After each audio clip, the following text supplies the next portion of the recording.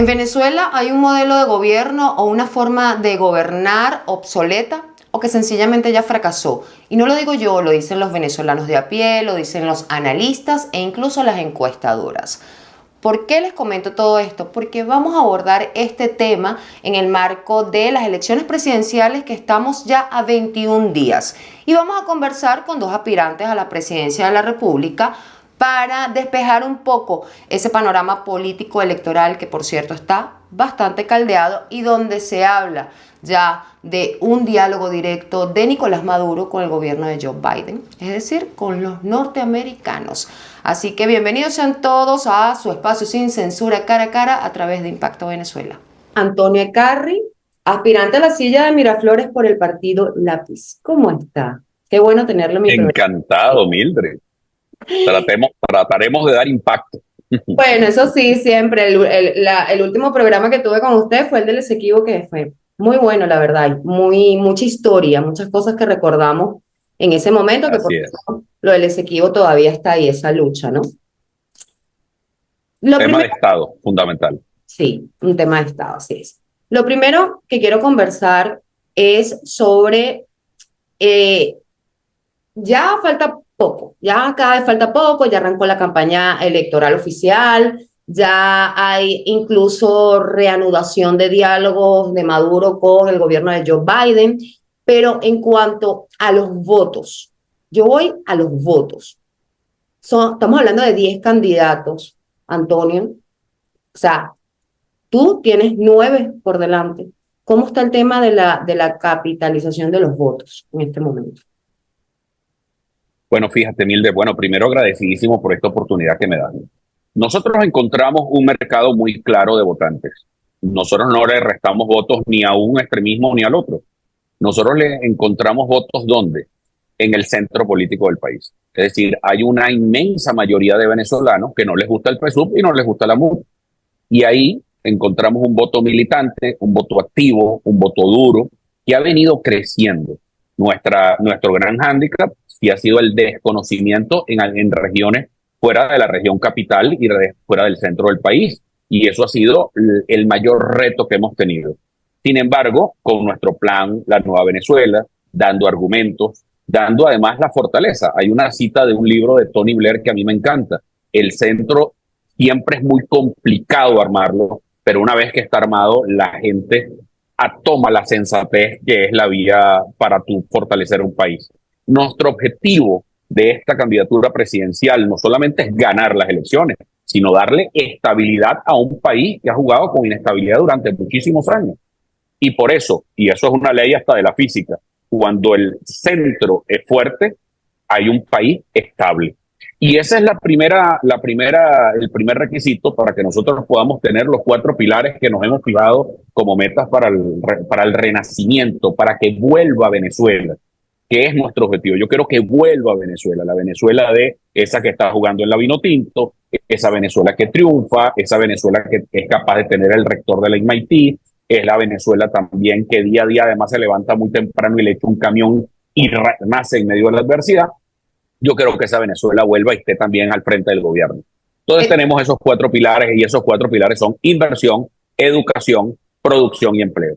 Entonces, con eso, en esos 4 pilares hemos venido recorriendo el país y hablándole a la gente que la mejor manera de cambiar a Venezuela y de transformar a Venezuela no es simplemente cambiar un grupo por otro, sino hacer un cambio de fondo, un cambio de raíz. Y la mejor manera de que haya un cambio de ahí no es simplemente un cambio de actores, y es un cambio a través de la educación. Ganar. ¿Cómo ganar en medio de un contexto en donde hay ventajismo, persecución y el uso de los recursos del Estado con doble propósito? Valentía. La clave es la valentía. Seguir con la constancia, que es lo que nos trae la victoria. Cuando tú tienes un mensaje claro, donde además tienes una ruta, que a pesar del humo, la neblina, el ruido, los insultos, todo, vas por ese mismo camino, por ese mismo ritmo. Nadie te saca de esa ruta. Pues bueno, ese trazo del lápiz va, si Dios quiere y Dios mediante, por supuesto, que el próximo 28 de julio será una gran sorpresa a nivel nacional, porque yo estoy convencido que podemos ganar. Porque cuando el país, aquí hay una inmensa mayoría que quiere salir de Maduro, que quiere producir un cambio en Venezuela, pero hay unos que dicen, sea como sea, salgamos de Maduro. Y hay otros que decimos, ya va, vamos a salir de Maduro para que él quede como expresidente y no vuelva. Es decir, vamos a salir de Maduro para que venga un cambio, pero un cambio de verdad, un cambio profundo, que haya una conducción seria en el país, que se llame a unos pactos de Estado, que llamemos a un gran consenso nacional. Eso lo puede hacer un presidente independiente que no tiene que ver con la pelea de estos 24 años, pero evidentemente los otros candidatos eso no lo garantizan. Entonces, hoy por hoy, yo sí siento que hay tres fuerzas que hemos venido, que estamos llevando y que estamos ahí en la opinión pública. Una, pues el candidato del gobierno, que tiene un plan que sigue haciendo lo mismo, ese sí está claro, por eso no quiere debatir conmigo. El Estamos otro, claros que no quiere debatir, no va a debatir con nadie. pero es una cosa insólita, Mildred, porque es que Venezuela se convierte entonces en el único país de América Latina que no tiene debate. Es una cosa increíble. Ahora, el que tiene miedo a debatir es el gallo Corralón, porque él supuestamente es el gallo Pinto, pero le salió el gallo Sambo que parece que le pelea mejor y tiene miedo a debatir conmigo. Pero la verdad es que hay otro candidato que simplemente representa el antichavismo. Es decir, yo no soy anti nada, yo soy pro educación. Yo lo que soy es pro Venezuela. Es decir, hagamos y ya, vamos a bajar este conflicto que ya tiene 25 años, pasemos la página y demos paso a un nuevo país, a un país renovado. Tú no vas a sacar el caos con más caos. Mira lo que decía, calma y cordura, porque la violencia es difícil porque los venezolanos muy compleja. Están muy a la defensiva y a ese punto quiero llegar, porque hay un descontento social, sí, por supuesto, pero también es una realidad que hay muchas personas que apoyan a Edmundo González Urrutia y, bueno, Maduro sigue conservando cierto apoyo, pero también porque está reviviendo a Chávez y hay un chavismo originario que tiene descontento con él. Entonces, evidentemente, él está tratando de recuperarlo para avanzar. Si tú tienes ganas de hacer un cambio pacífico, evidentemente, el problema es que aquí hay dos tipos de oposición en Venezuela. Una que quiere derrocar a Maduro el 28 de julio y otra que quiere derrotar a Maduro el 28 de julio. Son dos cosas totalmente diferentes y por eso son dos visiones totalmente antagónicas. Por eso está el centro político y por eso está este centro independiente que quiere decir nosotros queremos derrotar, queremos sacar a Nicolás de ahí. Ahora no queremos derrocarlo. Porque es que si no, vamos a volver a vivir la eterna historia del gallo pelón de la oposición del gobierno en Venezuela durante estos 25 años. El problema es que si aquí revivimos, que es lo que pretende hacer Nicolás. Nicolás, ¿qué quiere hacer? Nicolás quiere revivir el espíritu de Chávez para que esta elección se convierta en la elección del 2006 o del 2012. Es decir, el chavismo y el antichavismo radical. Y los venezolanos que están en el medio, que ya se habían decepcionado del chavismo, y la gente que se está olvidando de la oposición. Entonces, ¿qué crees tú si la estrategia de Nicolás es radicalizarse entre chavistas y no chavistas? ¿Qué va a ocurrir? Que gana el chavismo, porque el chavismo sigue siendo una mayoría importante en Venezuela, el chavista originario, que no es madurista, que no le gusta a Nicolás, y que yo me los estoy encontrando ¿en dónde? En el lápiz. Y me lo estoy encontrando en el lápiz hace mucho tiempo. Y gente que viene de izquierda. Yo a veces digo, ¿será que es que yo soy realmente de izquierda? Porque yo los encuentro acá abajo, me rodean. Nicolás Maduro siempre dice que nadie los conoce, que ustedes son unos candidatos X. Conozco tu trayectoria, sobre todo porque aspiraste muchas veces a la alcaldía de Caracas, pero evidentemente a nivel nacional se necesita un trabajo aún mayor y lo estás haciendo, te arriesgaste en este momento a medirte en un contexto bastante complejo que estamos viviendo y evidentemente aquí siempre se ha polarizado el tema de las elecciones entre oposición y chavismo. Entonces ahora hay una gama de candidatos que, bueno, no todo el mundo los apoya, todo el mundo critica, o mucha gente critica que porque no hay un solo candidato, que la oposición está dividida, fragmentada. Y eso puede ser una ventaja para Maduro en este momento. Todos estos votos. Fíjate que yo creo que la ventaja, más bien, fíjate, quienes dicen eso es que ignoran el país. Si tú tienes primero la democracia no se construye con un acto electoral. La democracia para mí se construye todos los días. Y a mí me gusta una frase de un santo que a mí me encanta, que dice, yo creo en la libertad de conciencias. no de conciencia, de conciencias. Es decir, que todos tenemos la posibilidad de respetar lo que piensa el otro. Y la pluralidad hay que construirla desde muchos puntos de vista. Si nosotros seguimos anclados a la Venezuela del 2006, bueno, ¿quién va a ser beneficiado? Nicolás Maduro, él es el beneficiado. Que es que están dividiendo, que la oposición... No, la oposición no es un solo bloque. Porque hay una cantidad de gente que se desprendió del propio chavismo después de la muerte del comandante Chávez, que hay que respetar, y hay gente que votó por Caldera, y hay gente que votó por Luis Herrera, y votó por Carlos Andrés Pérez en su momento, que bueno, que hoy se sienten absolutamente decepcionados y no quieren saber nada ya del PSUV. Pero tampoco quieren saber nada de la MUD que se volvió, que yo no sé ni qué es, quién manda, quién no manda, quién es el candidato y quién no es el candidato. Entonces resulta que sí es candidato y el otro que no es. Entonces, frente a unas condiciones objetivas, cuando te lo decía fuera de cámara, un consejo que me dio un profesor un día, me dijo, cuando usted esté perdido, vaya a los principios. Entonces, ¿qué es el principio hoy? Vamos a bajar el ruido. ¿Qué necesita hoy Venezuela? Necesita un presidente con mucha energía para poder entender y abrir mecanismos de entendimiento con todos los factores políticos sin ningún tipo de exclusión.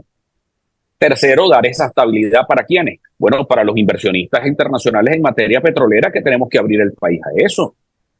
Tienes que también tener y abrir pactos de Estado, Mildred, que son demasiado importantes. ¿Para qué? Para reformar la ley de hidrocarburos. Tenemos que reformar además todo lo que son, las leyes esas que nacionalizaron todo el sistema de contrataciones y servicios a la industria petrolera, que quebraron el lago de Maracaibo.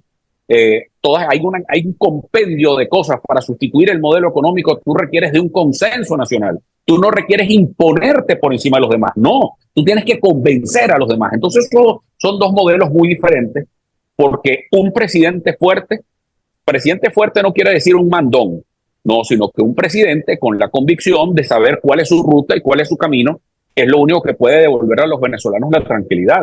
Porque imagínate tú, si de repente caemos como están los Estados Unidos ahorita con Biden, y no estoy haciendo alusión a nadie, sino que simplemente tú llegues y todos los días no sabes si el presidente va para un lado, si va para el otro. Esa incertidumbre que tienen los Estados Unidos hoy no le hace bien ni al Partido Demócrata ni a la estabilidad. ¿Cómo serían esas relaciones con Estados Unidos si llegas a ganar la presidencia? Mira, mi política exterior va a ser una política muy pragmática, Mildred, porque yo voy a necesitar de China, voy a necesitar de la Unión Europea, voy a necesitar de los Estados Unidos, voy a necesitar de Brasil, muy importante México. Pude felicitar a la nueva presidenta electa, Claudia Sheinbaum. Me parece que esa mujer es extraordinaria para la presidencia de México y podemos tener unas oportunidades inmensas entre Brasil y México. El tema de los BRICS, a mí me gusta el tema de los BRICS, para decirte, porque Venezuela siempre fue un país donde nosotros sin ningún tipo de tutelaje podríamos hacer más que un satélite, o sernos tutelados, más ver ser una bisagra. Por ejemplo, el tema del papel de Turquía en el medio, que termina siendo un papel de bisagra y tratando de resolver problemas en el Medio Oriente. A mí ese tipo de políticas me gustan mucho. Es decir, a mí me encantaría que haya una reunión de palestinos e israelitas en Caracas. ¿Por qué? Porque el gobierno de Venezuela facilita el encuentro para ver si hay paz en el Medio Oriente. Esa sería lo ideal. Pero evidentemente tiene que haber un presidente que ponga orden en la fiesta, porque nadie ni va a venir a invertir para acá, ni nadie va a traer nada para acá si tú tienes un presidente turbulento. Claro. Eso no existe. Se reanudó el diálogo entre Estados Unidos y el gobierno de Nicolás Maduro y acordaron el pasado 3 de julio, el miércoles, que fue el primer encuentro virtual con los portavoces de Estados Unidos, y aquí Jorge Rodríguez y Héctor Rodríguez, se acordó continuar bajo el marco de respeto y de no tergiversar las informaciones. Pero no está participando la oposición, ninguno de ustedes está participando. ¿Qué esperas de esto? Bueno, primero es lo normal. Sí, para Maduro, quizá. No, pero es que espérate, eso es lo normal, porque entre gobiernos es que existen relaciones. Ahora, que existan relaciones de factores políticos distintos con la Casa Blanca y tengamos otro tipo de relación también es válido. Yo me he reunido varias veces con el embajador Francisco Palmieri, a quien le tengo un respeto inmenso, porque me parece que es un gran embajador. No es lo mismo del Story. Ese sí, con ese no tenía ningún tipo de relación. Pero con el embajador Paco Palmieri me parece un tipo fenomenal. Pero también con la Unión Europea. Y también con Turquía. Y también con los chinos. Yo creo que, pero ojo, hay relaciones que son de Estado y otras que son las relaciones particulares. Yo creo que la oposición venezolana no tiene por qué ofenderse porque vayan entre gobiernos se hablen, porque es lo normal. Para eso es la diplomacia, Mildred. La diplomacia precisamente es para corregir cuando hay diferencias. Esa nueva metodología que existe, que por cualquier problema tú rompes relaciones y te llevas los consulados y todo eso, pero sí es una barbaridad. Las embajadas están y los embajadores están precisamente para resolver los desencuentros de los presidentes, porque los presidentes podemos tener desencuentros. Yo puedo entonces hoy, yo tengo una amistad además de mucho cariño más esta semana pasada me contentó mucho la designación del nuevo ministro del Interior de Colombia, Juan Fernando Cristo. Es nuestro hermano, ese es mi hermano del alma, lo quiero muchísimo. Bueno, pero eso no quiere decir que Maduro no vaya a tener relaciones con el gobierno de Colombia, por Dios. ¿Me entiendes? Una cosa es las relaciones normales entre gobiernos, que eso es lo que tiene que suceder. Que haya una relación, una reunión entre Nicolás Maduro o el gobierno de Nicolás Maduro y el gobierno de los Estados Unidos de Joe Biden es una absolutamente normal y que nosotros tenemos que normalizar todo. Cuando me toque a mí ser presidente, a un momentico, conmigo que tienes que hablar. ¿Por qué? Porque yo soy el jefe del Estado y soy yo el que va a representar los intereses de la República. A nivel internacional, varios países, obviamente entre ellos Estados Unidos, pero también Colombia, Brasil, o sea, a muchos han asomado, la Unión Europea, por supuesto, la ONU, han asomado que hay riesgo en el espacio cívico en Venezuela y que piden garantías para una elección libre. ¿Usted considera que estas elecciones son transparentes y libres? No, entonces estas elecciones son, primero, esto no ha sido una línea recta, esto es una línea de muchas curvas. Pero recuerda que nosotros venimos de un trauma terrible.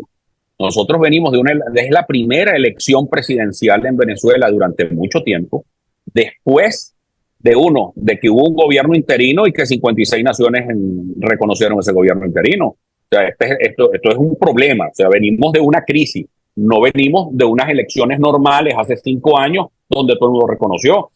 Venimos de unas elecciones donde nadie reconoció y donde terminaron pues aislado Venezuela y los venezolanos pagando los platos rotos de una política exterior nefasta por parte del gobierno de Maduro y de la oposición también. O sea, porque ahí son culpables los dos. Ahora, yo sí creo que evidentemente ha habido muchos abusos y yo voy a acudir al Consejo Nacional Electoral con un firme propósito. La primera es que hay que revisar la decisión sobre los testigos electorales y los centros de votación. Eso es una cosa que hay que revisarla, Mildred. Segundo, el abuso de Nicolás Maduro con el uso de los medios de comunicación social. Que vamos a tener que lidiar con eso, pero eso no es nuevo, eso lo hacía Chávez también. Eso sí. Entonces, es decir, que nosotros tenemos que vencer a una cantidad de obstáculos, pero también en Venezuela hay una cantidad de cosas que las he pagado yo en carne propia y tú la sabes, que es que muchos medios de comunicación que luchan o supuestamente luchan por la libertad de expresión, resulta ser que te trancan a uno y le inventan cosas y replican news, pero después la aclaratoria viene en letra chiquitita. Entonces, tanto pelearse para parecerse. Y eso es muy malo. Yo quisiera de nuevo que los medios de comunicación, la mayoría en Venezuela, fuesen medios de comunicación objetivos. Yo no quiero que sean ni medios de comunicación a la orden de mi gobierno, ni medios de comunicación a la orden de la oposición. Te decía que son dos momentos muy traumáticos. La elección pasada y el cierre de la industria petrolera. Eso es gravísimo. Sí. Esos son dos momentos críticos. Entonces, la primera elección después de eso, por supuesto, va a ser es una elección donde, imagínate tú, yo cuando me lancé habían unos candidatos, cuando me fui a inscribir habían otros candidatos y cuando comenzó la campaña habían otros. Ahora, yo no sé si de aquí a que terminen las elecciones van a haber otros candidatos, porque uno nunca sabe. No, y que cabe Entonces estás viviendo una situación de incertidumbre terrible. Cabe la posibilidad, algunos dicen que sí, otros dicen que no, que está descartado, de que el TCJ pueda sacar algo en contra de Edmundo González Urrutia o de cualquier otro candidato, no lo sabemos. Pero cualquier cosa puede pasar. Porque piedras trae y aquí cualquier cosa es posible en Venezuela, eso sí es seguro. Detectar. Porque hemos tenido una política muy folclórica, esa es la verdad. Sí, para finalizar, Todos apuestan a que el 29 haya una forma distinta de gobernar.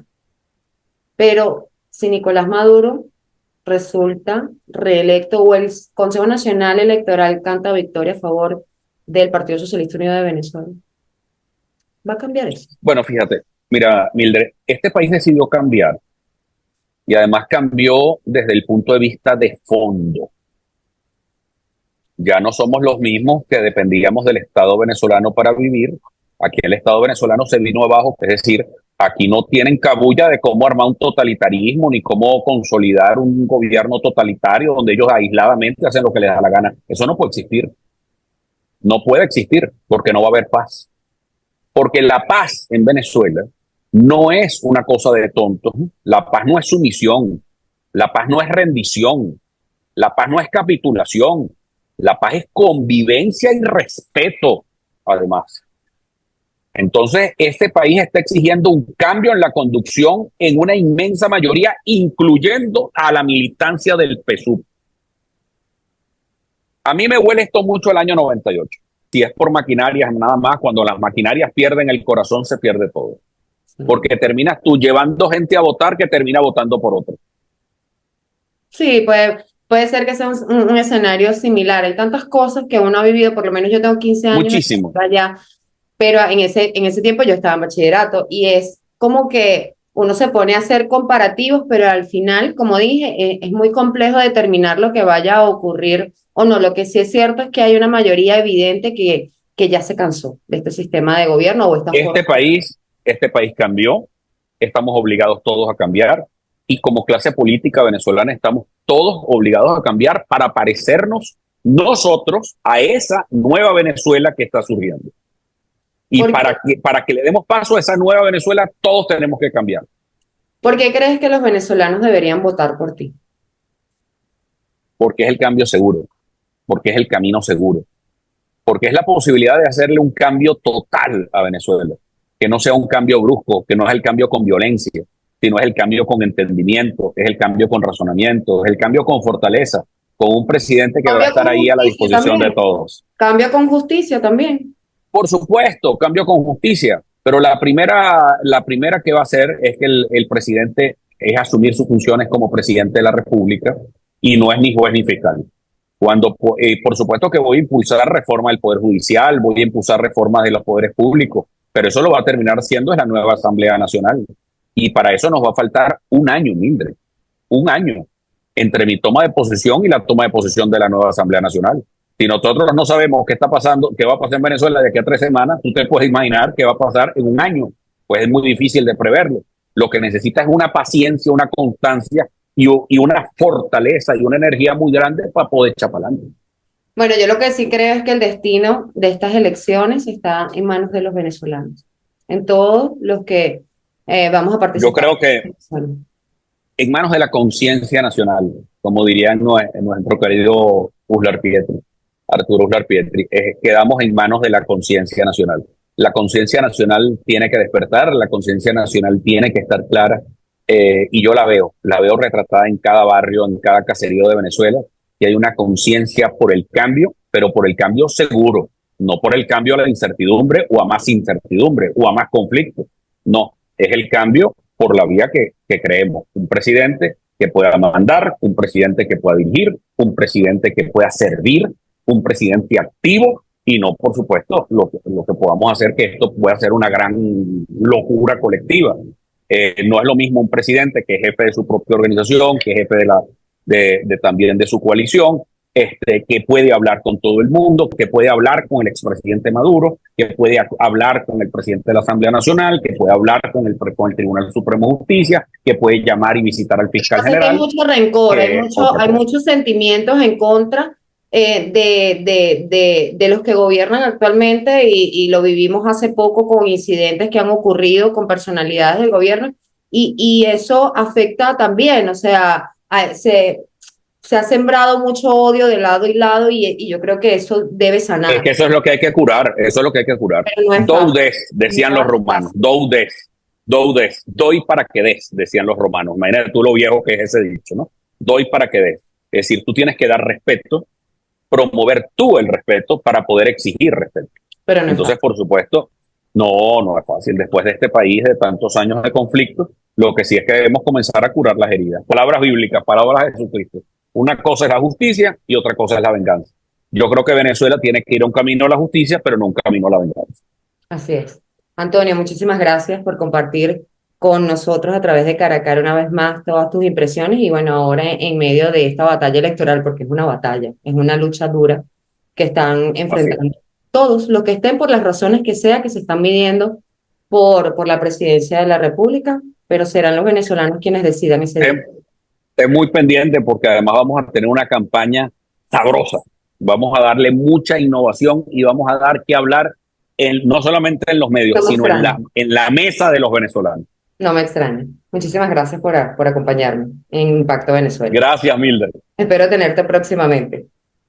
Por supuesto, siempre. Seguro. Mi siguiente invitado es otro candidato a la presidencia de Venezuela y se llama Luis Eduardo Martínez por el partido Acción Democrática. Vamos a conversar con él también sobre todo lo que está ocurriendo en nuestro país hasta el momento. Muchísimas gracias, encantadísimo de estar contigo. Para mí también es un placer conversar con usted porque en medio de estos escenarios que se están viviendo últimamente un poco violentos, la verdad, es importante que los venezolanos conozcan de primera mano quiénes son esas personas que aspiran a la presidencia de la República. Y el mismo Maduro, en algunas oportunidades, suele atacarlos, ¿no? Como también les reconoce que ustedes han participado, que firmaron el acuerdo del CNE, etcétera, etcétera. Pero cuando le conviene los ataques, les dice que ustedes no cuentan con el respaldo popular, pero él sí. Creo que sí tiene un apoyo, pero no es suficiente para reelegirse en este momento. Entonces yo le pregunto a usted, ¿están dispuestos, porque se habla mucho de el día después de las elecciones, el 29 de julio, es decir, hay un pacto de gobernabilidad real, gane quien gane? Aún no se ha suscrito, pero es fundamental. Venezuela no puede seguir en esta confrontación que tanto perjuicio nos ha traído a todos los venezolanos sin excepción. Está en marcha un proceso que involucra a las cancillerías de Colombia y de Brasil, una actividad de bajo perfil, pero en procura de, junto con el actual gobierno venezolano y los candidatos opositores, sellar un entente que permita efectivamente, después del 29 de julio, ponernos a trabajar juntos por Venezuela y asegurar la gobernabilidad. En medio de ese pacto que usted me dice que está bajo perfil, ahora sale a la luz pública y lo escuché recientemente en sus declaraciones en donde ve como positivo que se reanuden las conversaciones con el gobierno de Joe Biden de Estados Unidos en el marco de buscar garantías para este proceso electoral bastante atropellado, por cierto, y que pues se logre el levantamiento también de las sanciones. Más allá de verlo como positivo, ¿qué hay detrás de ese acuerdo de Qatar que tanto se menciona? ¿Usted está al tanto? Naturalmente, yo soy vicepresidente primero de la Comisión de Diálogo, Paz y Reconciliación, que preside el diputado Jorge Rodríguez y que ha estado al frente del proceso de diálogo y de negociaciones con Estados Unidos y con otros países.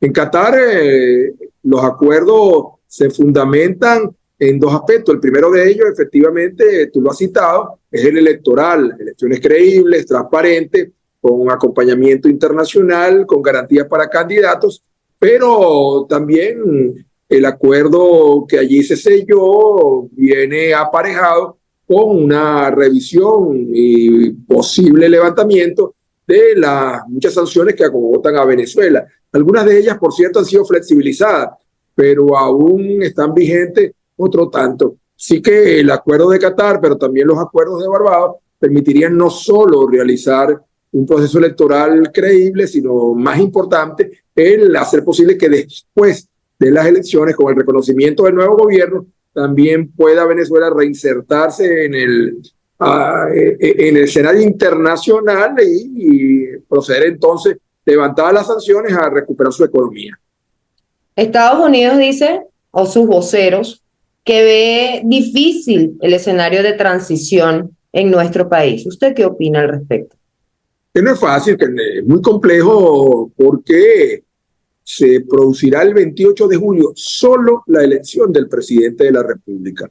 Y este venezolano que resulte electo militante de la oposición se va a encontrar con un poder legislativo que tendrá por delante todavía 18 meses de ejercicio, con 257 diputados hoy oficialistas que mañana serán opositores, con un Tribunal de Justicia Supremo que tendrá por delante unos 8 años de gestión, con un poder ciudadano, Contraloría, Fiscalía, Defensoría del Pueblo, que en las próximas semanas tiene que ser designado por esta Asamblea Nacional, que tendrá entonces 12 años de desempeño por delante, con un poder electoral que tiene unos 7 años por delante de desempeño, con un alto mando militar y con una Fuerza Armada que ha sido formada con una visión distinta a la que nosotros promovemos, y con 20 gobernadores y más de 200 alcaldes militantes del PSV. Es decir, el nuevo presidente se va a encontrar con un panorama complejísimo que le obligará a multiplicar los esfuerzos de conciliación, de entendimiento, de consenso,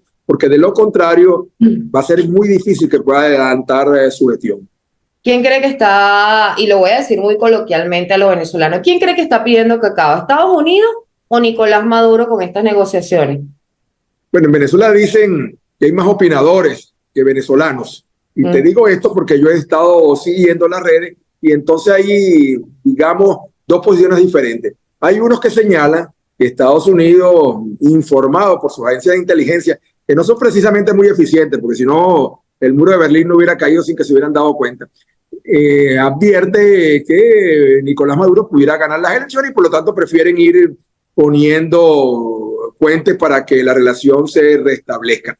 Pero hay otros que opinan que la realización del diálogo con los Estados Unidos lo que va a permitir al actual gobierno es establecer las condiciones de su salida con garantía, para evitar que internacional y nacionalmente puedan ser perseguidos en razón de tantas denuncias, señalamientos que hay en su contra. Así que tenemos dos escenarios, pero estamos en espera de las señales para ver a quién le conviene este diálogo.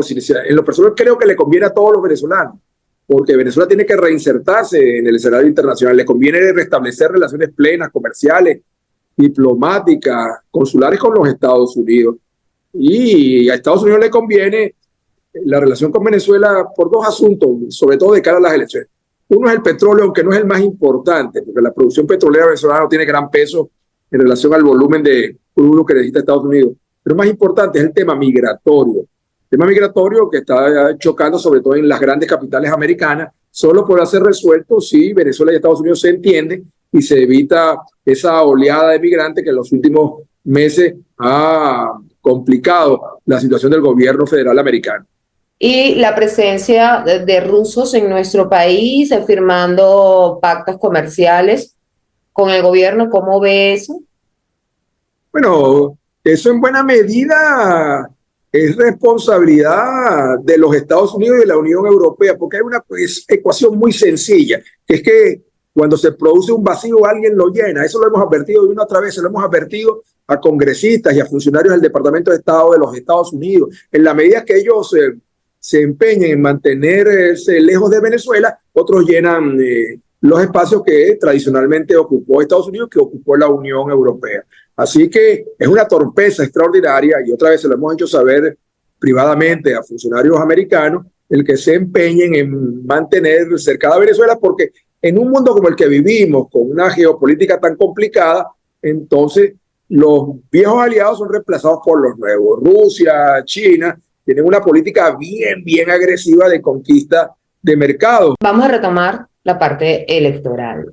Usted se menciona dentro de los factores de oposición, pero no podemos ocultar que también hay un descontento en un número de venezolanos que lo considera que no forma parte de la oposición y que le está haciendo juego a Nicolás Maduro, así como el resto de los candidatos, entiéndase Antonio Ecarri, Enrique Márquez, el mismo Conde del Guácharo, etcétera. A esas personas o a ustedes, los venezolanos, hay algunos venezolanos que los ven como traidores. Entonces, ¿qué le dice hoy a esas personas? Se entiende desde el punto de vista periodístico, lo digo yo, que todos tienen derecho a las aspiraciones, pero ¿por qué no fomentar una sola candidatura contra un solo rival, que en este caso sería Nicolás Maduro, en medio del contexto que venimos viviendo desde hace más de 25 años? Bueno, utilizando la palabra fuerte que tú utilizaste, yo diría que traidores son aquellos que una y otra vez en los últimos procesos electorales llamaron a la abstención, porque llamando a la abstención facilitaron el triunfo de Maduro. Maduro es presidente en un proceso que lo llevó a tal donde se abstuvo el 60% de la población. Si esa población hubiese votado y no hubiese sido invitada, motivada, presionada incluso para no votar, Maduro no sería presidente. Traicionaron también al pueblo venezolano, aquellos han estado pidiendo sanciones, porque es el humilde, la población humilde la que sufre las consecuencias de las sanciones. El gobierno no se ha movido de sitio. Son traidores también aquellos que han birlado millones y millones y millones y millones de dólares. Por ejemplo, el llamado Fondo para el Rescate de la Democracia administra decenas de millones de dólares que son de todos los venezolanos para beneficio de unos pocos dirigentes políticos. Eso está reflejado y se puede encontrar fácilmente en los estados financieros del Banco Central AFCO, que un presidente de mentirillas designó hace unos años atrás. Traidores también son aquellos que hacen que recursos que hoy se necesitan en Venezuela estén retenidos en el exterior. 2.500 millones de dólares en la banca en Londres, 1.000 millones de dólares en el Novo Ban en Portugal, 5.000 millones de dólares en derechos especiales de giro en el Fondo Monetario Internacional. Así que, y traidores también son los que una y otra vez han usado la violencia, han dejado abandonados a centenares, miles de personas invitadas a participar en aventuras que no llegaron a ningún lado y que hoy participan en elecciones sin siquiera haberse arrepentido públicamente, sin siquiera haber dicho, oye, yo me equivoqué. Fue un error en llamar a abstenerse, fue un error el haber tomado los fondos de la República para manejar y pagar activistas, o para manejar y pagar a influencers, o para manejar y pagar portales. Hay toda una relación, y eso es pública incluso porque la OFAC obliga a publicar de los pagos que se le hacen a influencers y a portales web, que son los que precisamente crean esa matriz de opinión de la lacranato. En todo caso, lacranes somos todos ahora, porque ahora todo el mundo cree en votar.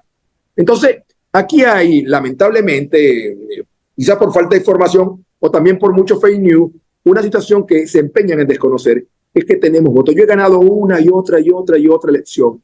Yo fui concejal electo con voto, diputado 3 veces electo con voto, gobernador 2 veces electo por voto. Yo sí he sido candidato y he ganado. Hay aquellos que nunca han competido.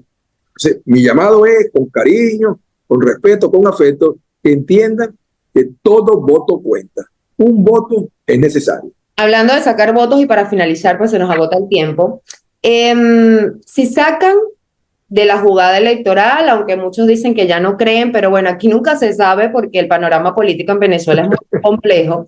Si sacan a última hora del juego electoral a Edmundo González Urrutia, que es pues quien va como de segundo, digamos, en esta carrera presidencial, podrían establecerse algunas alianzas dentro del resto de los candidatos para, y que bueno, que tengan ventaja, que los favorezca políticamente para salirle al paso. ¿Usted recientemente un embajador europeo declinaría, por ejemplo? Fíjate, recientemente un embajador europeo me recomendó que viera, yo le dije que ya la había visto, vuelve a ver la serie Los Juegos del Hambre. Yo no sé si tú la viste. Sí, sí. En Los Juegos del Hambre, ¿quién gana? Aquel que logra sobrevivir capítulo tras capítulo. Ese es el caso de Venezuela. Hace unos años atrás, el gran receptor de los sentimientos opositores de Venezuela era Henry Ramos. Hoy es uno de los más rechazados del país. Después fue Leopoldo López. Después fue Juan Guaidó, que entonces encabeza junto con Henry Ramos la lista de en todas las encuestas de los más rechazados de Venezuela. Después fue María Corina. Después fue por unas pocas horas Corina Lloris. Después fue por otras pocas horas Manuel Rosales. Hoy tú dices, el embajador tiene simpatías. Pero aquí se trata, querida amiga, de llegar hasta el final con todas las condiciones para ser electo. Así que aquí no se puede pronosticar nada. No se puede pronosticar nada. En estos días hablé con un gobernador, amigo, militante de la oposición, y me dijo, con su dejo característico, yo antes me bañaba lentamente, porque yo me acostumbraba bañándome a pensar y a meditar, me echaba champú, me enjabonaba poco a poco, ahora me baño rapidísimo. Y yo le dije, caramba, gobernador, ¿por qué se le va el agua también? Dice, no, porque mientras me estoy bañando, si tardo mucho, cuando salgo, ha pasado algo distinto. Entonces aquí hay que bañarse rapidito. porque aquí una cosa es en la mañana, otra es en la tarde y otra en la noche. Así que lo mejor que podemos hacer todos es mantenernos en la carrera para que en la medida que uno u otro pueda quedar fuera, darle opciones al pueblo venezolano, porque lo que sí estoy seguro, y no solamente porque lo veo en las distintas encuestas serias, sino porque también lo siento en la calle, es que el venezolano está dispuesto a votar y a cambiar votando y a cambiar en paz. Aquí, si alguien queda fuera del camino, los venezolanos van a seguir confiando y concurriendo a las urnas y lo harán por aquella alternativa que garantice cambio en paz, porque el venezolano también quiere paz. La suya garantizaría cambio en paz, habrá justicia, por ejemplo, para aquellas personas, y siempre se lo pregunto a todos, hay venezolanos que quieren justicia, que han sido atropellados, sus derechos humanos vulnerados, y para de contar, tenemos cerca de 300 presos políticos, y todavía sigue la persecución. En el caso de los derechos humanos, tú seguramente lo sabes, cualquier violación contra ellos son delitos imprescriptibles.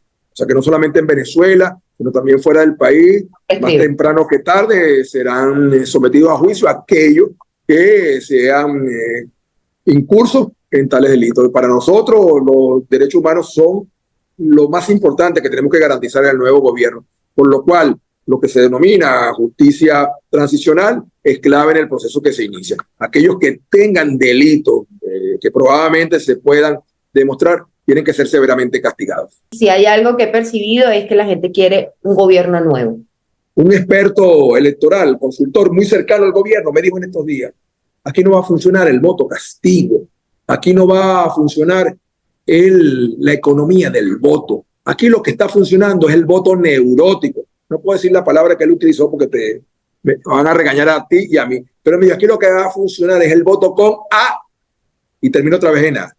Ese es el voto neurótico, que es un caso excepcional en cualquier parte del mundo, porque la gente está cansada. Y si lo llevan a votar, ten la seguridad que, aunque lo lleven, cuando estén frente a la máquina, van a votar por el cambio en paz. Bueno, muchísimas gracias por compartir con Impacto Venezuela sus impresiones y todo lo que es este panorama político electoral. Como lo dije, es importante que sea el propio venezolano de a pie quien ve mi programa y escuche lo que opina cada uno de los candidatos, que los he tenido poco a poco aquí en este espacio, donde no hay censura, donde seguimos trabajando por mantenerlos informados de la manera veraz y oportuna. Luis Eduardo Martínez, muchísimas gracias por acompañarme. Muchas gracias y felicidades, y espero que el 28 de julio compartamos la alegría del cambio. Así es, en el nombre de Dios. Muchísimas gracias. Amén. Y a toda mi audiencia también, muchas gracias por acompañarme en este su espacio sin censura cara a cara. Para más información visiten www.impactovenezuela.com y nuestras redes sociales @ImpactoVE.